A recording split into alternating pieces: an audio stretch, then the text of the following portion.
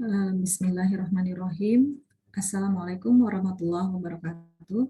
Bertemu lagi dengan saya dalam mata kuliah ekonomi makro.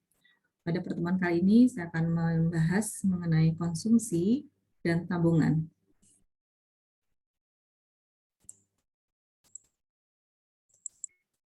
Pengertian dari konsumsi itu adalah suatu kegiatan dalam mengurangi atau menghabiskan nilai guna suatu barang atau jasa, serta untuk tujuan kebutuhan akhirnya adalah memenuhi kebutuhan fisik dan rohani dalam suatu periode tertentu.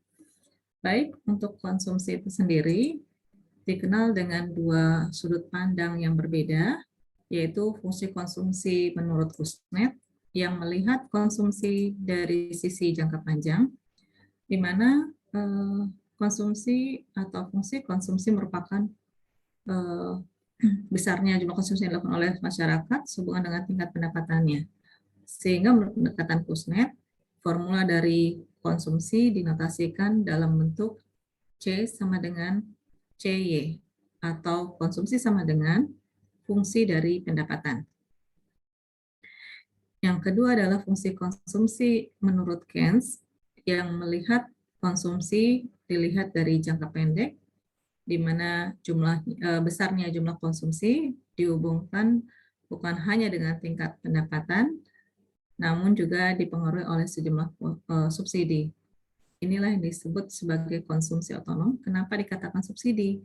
Karena konsep autonomous consumption adalah sejumlah konsumsi yang tetap diberikan di saat pendapatan seseorang adalah nol. Artinya ketika seseorang itu tidak memiliki pendapatan, tapi dia tetap melakukan konsumsi, itulah yang disebut sebagai autonomous consumption.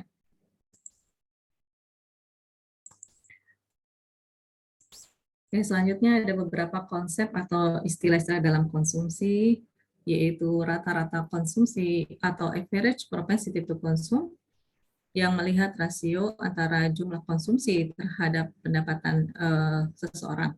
Sehingga formula dari APC adalah C per Y, atau konsumsi dibagi pendapatan. Yang kedua adalah konsep mengenai tambahan mengkonsumsi dari seseorang atau marginal propensity to consume.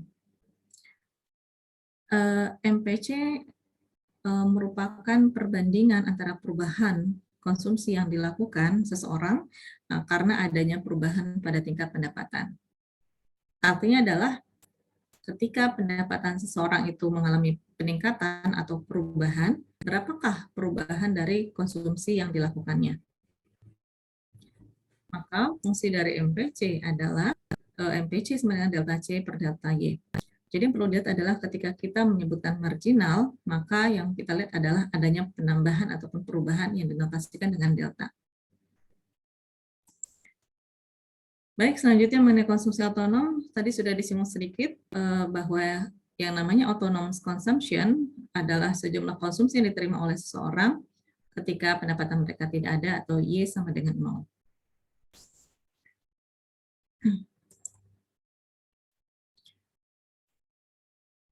Ya, contoh dari konsumsi otonom itu ya seperti ketika orang belum bekerja atau usia non produktif, tapi ada konsumsi yang dia lakukan, itu adalah bentuk konsumsi yang diperoleh dari orang-orang di sekitarnya atau orang tuanya. Contoh berikut ada contoh soal yang kita lakukan untuk mengetahui atau menghitung pendapatan konsumsi yang membandingkan antara dua periode tahun, yaitu 2001 dan 2002. Tahun 2001 pendapatan nasional sebesar Rp100, jumlah konsumsi 80, sementara tahun 2002 pendapatannya naik menjadi 150 dan konsumsi sebesar 120. Hitunglah MPC, APC, fungsi konsumsi, dan tentukan jenis pola konsumsi negara tersebut, serta gambarkan. Di sini sudah dituliskan step-step cara menjawabnya, sehingga pada hasil akhirnya fungsi konsumsi yang terbentuk adalah, Anda bisa lihat, C sama dengan 0,8 C sama dengan 0,8 Y. Ini adalah konsumsi otonom. Jadi kalau kita perhatikan dari fungsi konsumsi ini, konsumsi negara tersebut mengikuti pola konsumsi jangka panjang.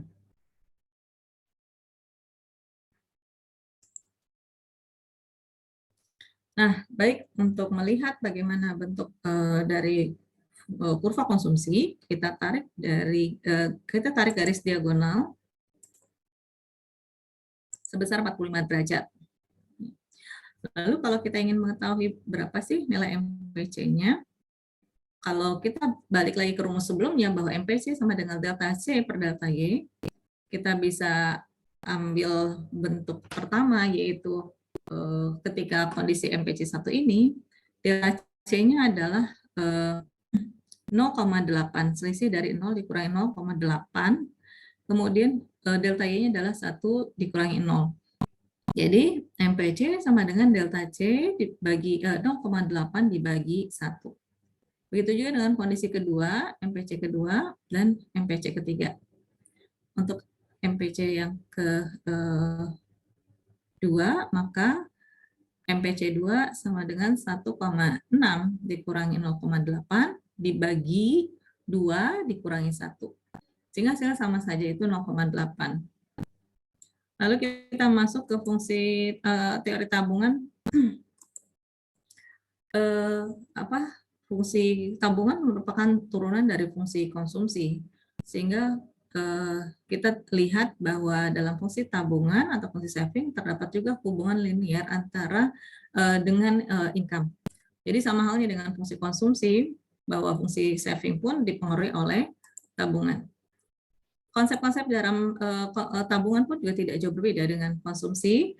Ada MPC, ada MPS, marginal propensity to save, ada APS, yaitu average propensity to save.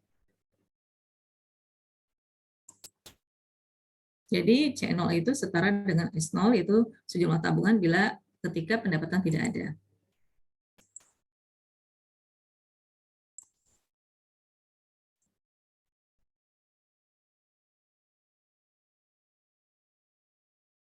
Baik, selanjutnya kita lihat bahwa fungsi tabungan itu juga ditentukan oleh suku bunga atau interest rate yang berlaku, sehingga hubungan antara saving, tingkat tabungan dengan suku bunga itu adalah berbanding lurus atau berselop positif.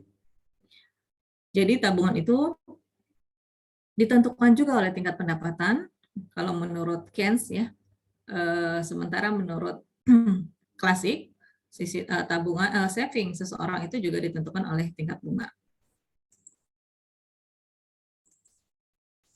Jadi fungsi saving itu adalah saving sama dengan fungsi dari pendapatan. Jika disubstitusikan ke dalam fungsi konsumsi, maka kita tahu bahwa fungsi konsumsi adalah C, A plus B, Y, tinggal kita masukkan. Sementara saving adalah pengurang dari pendapatan terhadap konsumsi, sehingga kita bisa masukkan saving, Y sama dengan C. C di sini kita masukkan fungsi konsumsi, sehingga saving sama dengan Y min A plus B, Y. Tinggal kita masukkan saja persamaannya, ini dikalikan, lalu kita nanti satukan Y di sini dengan minus BY di sini, dikurangi dengan A. Atau kalau kita balik, maka saving sama dengan minus A plus 1 min B, Y. Atau kita bisa juga ganti 1 min B ini dengan MPS. Baik, karena kita tahu yang namanya B adalah MPC, 1 min MPC sama dengan MPS. Lalu kurva konsumsi jangka pendek digambarkan dalam bentuk grafik seperti ini, di mana fungsi tabungan atau saving adalah minus C0 plus MPS Y. Minus C0 berarti dia berada di bawah, kalau yang di atas dari atau di kuadran pertama ini, kuadran yang atas adalah positif, dan di sini adalah nilai C0, maka di bawahnya adalah minus C0. Tinggal kita tarik garis saja, konsep MPS sama dengan konsep pada MPC, yaitu delta S atau perubahan pada tabungan yang disebabkan karena perubahan pada pendapatan. delta S per delta Y. Nah, ini ada contoh soal yang sudah saya berikan di minggu sebelumnya, di pertemuan sebelumnya, pertanyaan atau latihan soal yang masih dasar. Di sini masih perekonomian sederhana yang hanya ada konsumsi dan juga tabungannya, sehingga Anda diminta untuk menghitung berapakah besar tabungan ketika diketahui pendapatan dan diketahui fungsi konsumsinya. Untuk soal yang kedua, diketahui fungsi konsumsi, yang ditanyakan adalah fungsi tabungan dan berapakah tabungan di saat Y-nya sama dengan 600. Saya rasa ini mudah, tidak sulit. Lalu selanjutnya adalah faktor penentu konsumsi dan tabungan.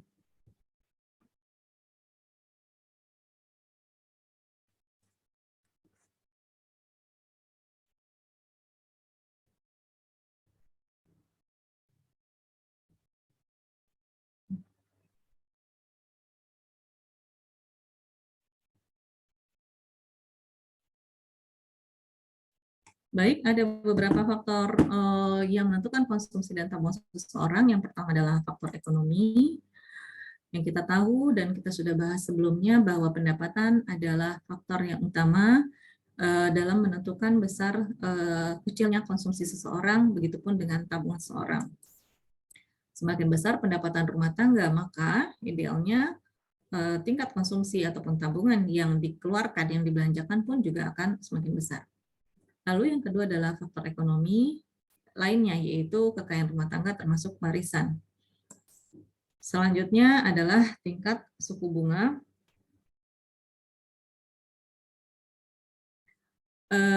atau interest rate, kemudian perkiraan masa depan atau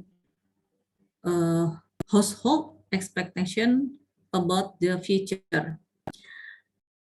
Oke, baik, sebelumnya saya tambahkan sedikit bahwa semakin baik pendapatan rumah tangga, maka tingkat konsumsi akan semakin tinggi, karena ketika tingkat pendapatan meningkat, maka kemampuan rumah tangga untuk membeli konsumsi pun semakin besar. Atau mungkin saja kecenderungan akan menjadi lebih konsumtif ketika pendapatan itu meningkat. Baik, yang kedua adalah kekayaan rumah tangga termasuk warisan atau household wealth. Kekayaan rumah tangga ini adalah kekayaan real, meliputi rumah, tanah, ataupun kendaraan, termasuk mobil, dan secara finansial, baik deposito, saham, dan lain-lainnya. Kekayaan tersebut tentunya dapat meningkatkan konsumsi karena akan menambah pendapatan disposable seseorang. Yang berikutnya adalah tingkat suku bunga atau interest rate. Ketika tingkat suku bunga tinggi, maka akan mengurangi keinginan seseorang untuk mengkonsumsi. Dan ketika tingkat bunga yang tinggi, maka biaya ekonomi atau opportunity cost dari konsumsi akan semakin mahal. Bagi mereka yang ingin mengkonsumsi, maka mereka akan berhutang dulu, seperti misalnya meminjam, biaya bunga akan semakin mahal, sehingga lebih baik mereka akan mengurangi kegiatan konsumsi.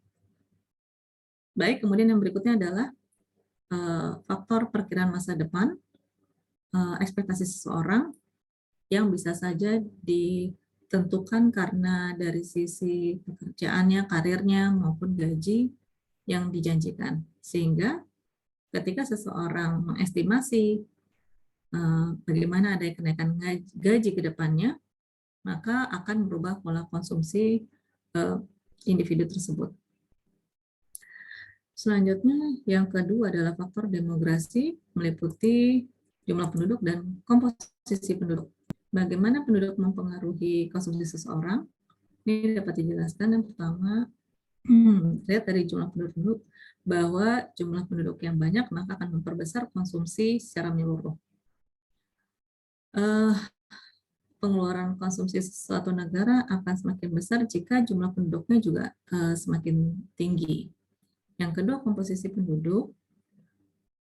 Semakin banyak penduduk yang berusia produktif atau 15-65 tahun, maka semakin besar tingkat konsumsinya. Sebab penduduk yang bekerja memiliki penghasilan yang semakin besar. Yang kedua, yang ketiga,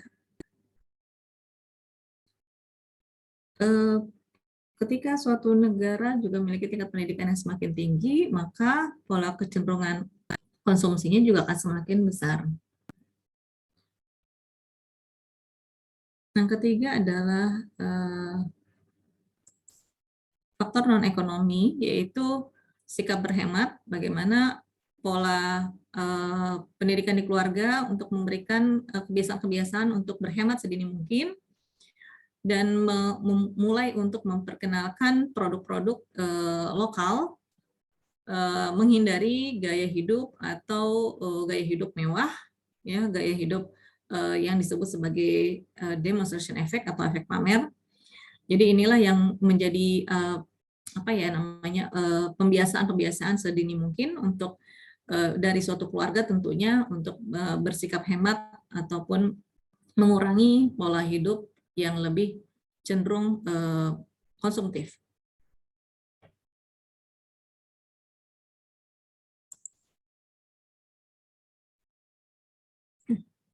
Baik, untuk teori konsumsi singkat saja, ada 3 teori yang bisa menjelaskan mengenai konsumsi, yaitu yang pertama adalah teori Keynes. Teori Keynes ini melihat dari konsumsi dalam jangka pendek. Dalam teori Keynes ini ada hipotesis yang kita kenal sebagai hipotesis pendapatan absolut, di mana konsumsi itu dipengaruhi oleh pendapatan atau absolute income hypothesis. Yang pertama dari pemikiran teori Keynes pertama yaitu konsumsi akan meningkat jika peningkatan terjadi pada pendapatan. Yang kedua, rata-rata kecenderungan mengkonsumsi yang kita kenal sebagai APC akan turun ketika pendapatan naik. Sehingga ada korelasi negatif antara rata-rata kecenderungan mengkonsumsi dengan tingkat pendapatan seseorang. Berikutnya, pendapatan adalah faktor determinan atau faktor yang mempengaruhi tingkat konsumsi, dan ini juga sudah dibuktikan dengan formula ataupun fungsi dari konsumsi itu sendiri. Yang kedua adalah teori dari Kuznets. Kuznets melihat konsumsi dari jangka panjang, sebagaimana yang sudah diuraikan di slide sebelumnya. Mengapa Kuznets menganggap bahwa konsumsi itu dilihat dari jangka panjang? Karena fungsi konsumsi akan stabil, sebab dalam jangka panjang tidak ada perubahan yang signifikan antara tabungan dan pendapatan seseorang. Teori lainnya yaitu oleh Milton Friedman. Milton Friedman ini dikenal dengan satu hipotesisnya, yaitu hipotesis pendapatan permanen, bahwa konsumsi itu dipengaruhi oleh pendapatan permanen seseorang atau yang dikenal sebagai permanent income hypothesis. Selanjutnya, Franco Modigliani yang menyatakan bahwa konsumsi seseorang itu dipengaruhi oleh daur pendapatan selama hidupnya. Ini yang kita kenal sebagai life cycle hypothesis. Berikutnya yang kelima adalah James Dusenberry. James Dusenberry ini mempelopori teori konsumsi melalui hipotesisnya yaitu relative income hypothesis yang menyatakan bahwa konsumsi seseorang juga dipengaruhi oleh konsumsi lingkungan atau tetangganya atau masyarakat di sekitarnya. Berikutnya yaitu von Veblen menyatakan bahwa konsumsi seseorang itu dipengaruhi oleh faktor pamer dan budaya konsumsi. Ini yang kurang lebih saya sudah uraikan sebelumnya dengan istilah demonstration effect. Jadi orang itu membeli atau mengkonsumsi sesuatu bukan lagi karena kebutuhan, tetapi lebih karena ada faktor prestis, ada faktor pamer ketika dia mengkonsumsi barang tersebut. Baik, ini ada tugas tambahan yang erat kaitannya dengan ketiga hipotesis yang sudah ada di sebelumnya. Tolong dipilih salah satu teori dari 3 teori konsumsi berikut, lalu Anda uraikan, jelaskan masing-masing hipotesis tersebut. Lalu saya minta untuk melihat relevansinya, apakah ketiga hipotesis tersebut relevan atau tidak. Tugas ini Anda buat dalam PowerPoint maupun dalam Word. Baik, itu saja penjelasan dari saya mengenai konsumsi. Selanjutnya bisa disimak masing-masing hipotesis tersebut di video selanjutnya. Terima kasih. Assalamualaikum warahmatullahi wabarakatuh.